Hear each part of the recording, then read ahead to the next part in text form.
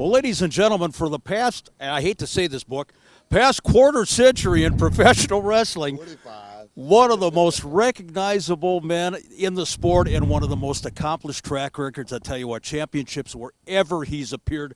Booker T, welcome to the state of Minnesota. Wow. First of all, we tried to get a little sunshine. You know, It's nice weather for me. I'm from Houston right now. It's like 95 degrees. It's hot. It's smoking right now. It feels good out here. So make sure, let's get some people out here right now. I'm ready to heat it up. We certainly will do that. And Book, of course, the Heavy on Wrestling promotion, when they were looking for somebody to bring in as guest commissioner for this evening, you know, the call went out to the man, Booker T.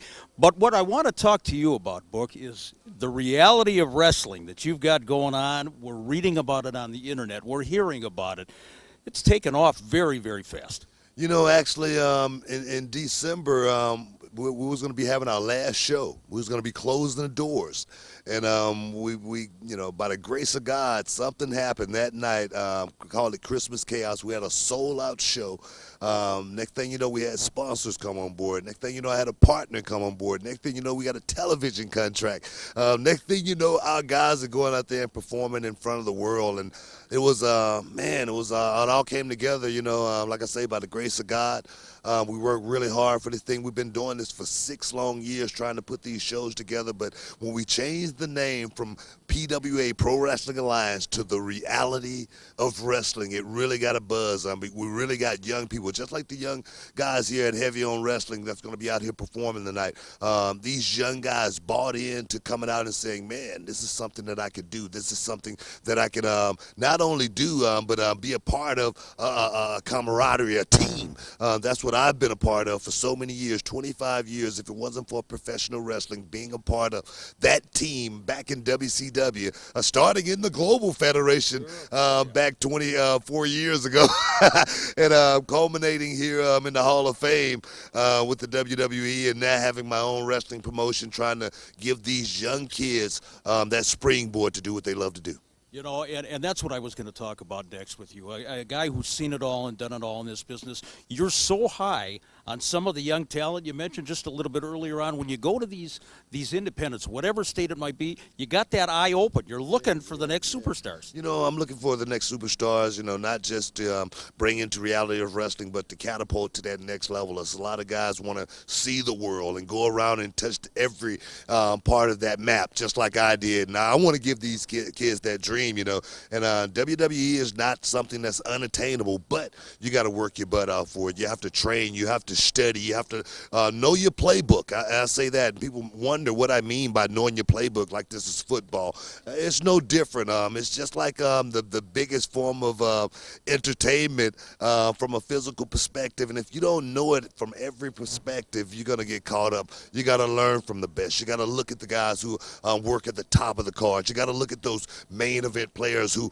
wearing those championship belts. And I was one of those guys. One of my favorite was Nick Bockwinkel back in the day, you know, because he was classy. You know, he always had his hair done real nice. You know, he always had the nice suit on. Then Ric Flair, of course, always was jet flying, you know, limousine riding, kiss stealing, wheeling, dealing, son of a gun.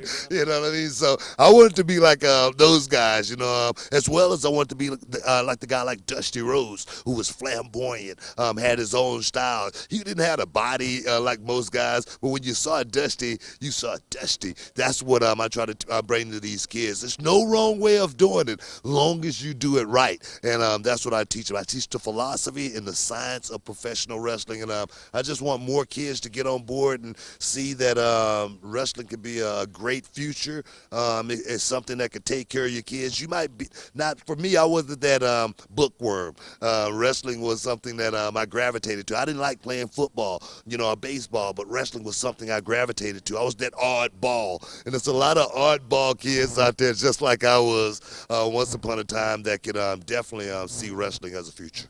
You know, Book, you mentioned the WWE not being, you know, it's not unattainable, but so much has changed in the business. You know probably better than anybody. Going back to the territory days, you mentioned the old Global Wrestling Federation, then WCW. What do you say to a kid who says, you know what? I used to have the opportunity to go here and here and here. Now the odds are really against me. How do you keep that kid Yeah, motivated? man, I know exactly what you're talking about because I remember, going through some of those territories, being able to peek through the curtain and watch guys like Black Bart go out there and do their thing, and they did. I was like, wow, that's why he did that. Now I'm going to do that next time. They don't have that chance to do that right now. That's why I'm trying to, keep independent wrestling alive. That's why Heavy is trying to keep wrestling alive, where these kids can come, not just do it, but I was just talking earlier, and I was saying, I teach my wrestling students, to go around and wrestle at other promotions, but make sure you wrestle for a promoter that when you come back through that curtain, he can tell you more than great job because he probably didn't watch your match. You know what I mean? Wrestle for a promoter that's going to pull you aside and say, hey, next time you go out there, do this. Next time you go out there, try this. Next time you go out there, you might want to use this approach opposed to that approach right there. Maybe you need to come to Reality of Wrestling, my wrestling school down in Houston, Texas. Maybe you need to do that. But wrestle for a promoter that's going to help you, catapult to that next level opposed to just having you on the show, because it could be a detriment opposed to helping you going out there just stepping in mud over and over and over and not learning the proper way. The most direct way is a straight line, not, going like this, and that's what I try to teach them. Ladies and gentlemen, absolutely incredible. I mean, I can't tell you how impressed I am, man. I mean, just hearing that stuff, I'm an old school guy, and I listen to you talking about your philosophy of the business, and your track record speaks for itself. We're so delighted to have this man in the state of Minnesota, even for a couple hours. He's the Hall of Famer and one of the most respected men in pro wrestling, Booker T.